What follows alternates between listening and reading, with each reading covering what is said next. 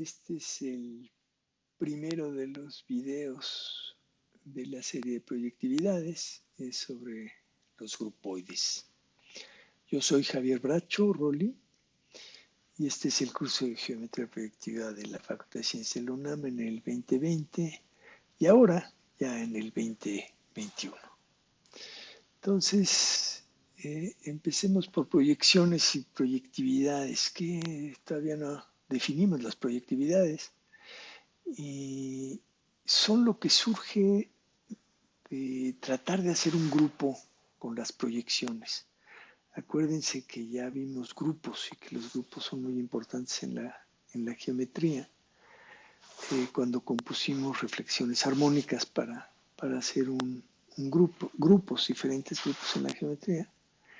Pero al componer proyecciones nos salimos de las proyecciones, vamos a verlo. Entonces primero vamos a ver proyecciones otra vez. Ya lo hemos visto, si tenemos dos líneas y un punto que no incida en ellas en el plano, entonces hasta que no incida el punto en las líneas, entonces podemos definir una función de una línea en la otra, que es a cada punto X en la línea A, en el dominio, me fijo en su línea por P y lo intersecto con B.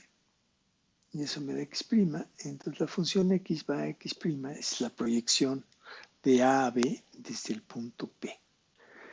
También hay una versión dual, que es, en lugar de dos líneas, tomo dos puntos A y B y una línea P que no incida en ellas. En este caso P es minúscula y A y B son mayúsculas. Y lo que tenemos que hacer es pensar a cada punto A justo como con un correspondiente conjunto de líneas, que es el haz concurrente en el punto A. El punto B es un haz concurrente, tiene un haz concurrente, serían las líneas en el plano proyectivo dual. Y entonces la versión dual de las proyecciones, que también vamos a llamar proyecciones, es a cada línea en el haz de A, X chiquita le asocio X' en el haz de B. ¿Cómo lo hago? Pues aquí es donde entra la línea B. Tomo la línea P, tomo la intersección con la línea P y tomo la línea AB. Entonces es justo lo dual. Observen que no son funciones cualesquiera, que los dos casos son biyecciones.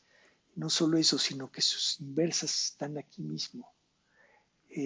A cada línea, en este caso en B, le puedo asociar la línea en A, que es con la mismita regla, la proyección de B a A desde P es la inversa de la proyección de A a B desde P. Lo mismo pasa en la proyección entre líneas. Ahora, en términos de notación, hay notaciones muy complicadas. Las notaciones originales son muy, ¿cómo diría yo? Salieron mal, o sea, son complicadas y la gente se confunde mucho con sus... Quizá la notación más fácil sería decir, bueno, P me da una función de A a B, pero no estamos acostumbrados a que una misma letra signifique varias cosas. Quizá deberíamos ponerle un gorrito, ¿no? Para que ya sea otra cosa y sea la función, pero en fin, esa podría ser una notación que equivale a poner una flecha con un punto P, pero esto nos dice hay una función de A a B que depende simplemente de P. ¿Y esa función qué es? Pues a cada X se le asocia una X' y es el conjunto de todas. Esta es la regla de correspondencia de estas funciones. Y observe que esta notación sería X va a X' en la proyección desde P si XP y X' son colineales. Entonces esto sería una notación para colinealidad. Y en el caso dual, las líneas me darían funciones entre puntos. Se pueden denotar así y tenemos esto que es la concurrencia. X va a X', X está en el haz concurrente en A y va a X' en el haz concurrente en B, sí, solo sí, X, X' y P son concurrentes, concurren en un punto. Entonces se habla de ternas concurrentes de líneas, ternas concurrentes de puntos. Ahora, ¿qué son las proyectividades? Las proyectividades vienen de que si yo tomo una proyección entre dos líneas, está bien definido el dominio, el rango o el codominio, y cuando compongo con otra proyección, el dominio de la segunda tiene que corresponder con el rango, o sea, voy de una línea a otra y luego de esa a una tercera línea con una proyección. Cuando tomo esta composición, eso ya no es una proyección. Vamos a ver los ejemplos luego. Entonces, una proyectividad en general va a ser una sucesión bien definida de proyecciones, y esto es lo que vamos a llamar una proyectividad. La observación que tenemos que tener en la cabeza, que vamos a usar después, es que las proyectividades son biyecciones porque son composición de biyecciones. Y su inversa es precisamente, váyase usted en sentido contrario por las mismas proyecciones. Y ahí que llegamos a la verde, nuevo proyecto para acá por el puntito este naranja y de la roja proyecto al final. Esa sería justo la inversa. Entonces todas las proyectividades son biyecciones y también tengo el mismo concepto de proyectividades entre haces de puntos, que es un conjunto finito de puntos, y luego entre cada pareja, además ordenados linealmente, y entre cada pareja de ellos una línea que define una proyección, luego otra proyección, luego otra proyección. Entonces, estas cadenas, digamos, permisibles, ¿no? ¿Qué quiere decir que permisibles? Que cada línea no incida en sus dos puntos correspondientes. Al componerla, lo que me da es una proyectividad. Entonces, entre los puntos tenemos proyectividades. ¿Qué quiere decir eso? Los haces concurrentes de líneas están relacionadas por una función, que esa es una proyectividad. Pero fíjense que si vemos esto con mucho cuidado, hay todavía elementos más elementales. Hay como tabiques más simples que son lo que vamos a llamar aquí con muchas comillas, picos y cuñas. Otra vez vamos a usar de la notación porque el pico define una función entre un as y los puntos de una línea y la cuña define una función entre los puntos y el as en un punto. Si les ponemos nombres, lo que tenemos que pedir para que tener estas biyecciones bien definidas es que no incidan. Una pareja punto-línea no incidente define dos funciones que estamos llamando aquí pico y cuña. ¿Y cómo son estas funciones? Una línea que pasa por P, tomo la intersección con la línea A y eso me da un punto. Es X pico A. ¿Y cuál es su función inversa? Ah, pues si tomo un punto X mayúscula en la línea A, trazo la línea por P, que es X cuña P, y ahora si es P mayúscula, me da la función inversa. Entonces estas dos son funciones inversas y las proyecciones entre líneas es precisamente una composición de estas dos. Y las proyecciones entre puntos, la parte dual también es, en el caso de entre líneas va a ser cuña pico, en el caso de entre haces concurrentes o puntos va a ser pico cuña. Y las funciones, si ponemos nombres a todo mundo, en este caso es X a quién va bajo la proyección. Ah, pues primero tomo X pico B, que es asociarle a X una línea por P, perdón, X cuña P, dije X pico B, qué bárbaro. X cuña P, que es una línea por P, y luego a esa línea por P, con el pico B, me da un punto en B. Y la dual es justo la fórmula dual, a una línea en el haz de A, la intersecto con la línea P, y luego a ese punto tomo cuña con el punto B, y eso me da X', que es justo las dos. Ahora, vamos ¿qué será? A resumir todo esto en una definición. ¿Qué es lo que tienen en común los tres ejemplos? A ver, los tres ejemplos, va de nuez, son objetos y flechas. Los objetos eran conjuntos. Vamos a ver, son líneas, puntos o bases concurrentes. Y las flechas eran funciones biyectivas. Entonces, muchos objetos que son conjuntos y flechas entre ellos que son funciones biyectivas, y cada flecha sabe de dónde a dónde va.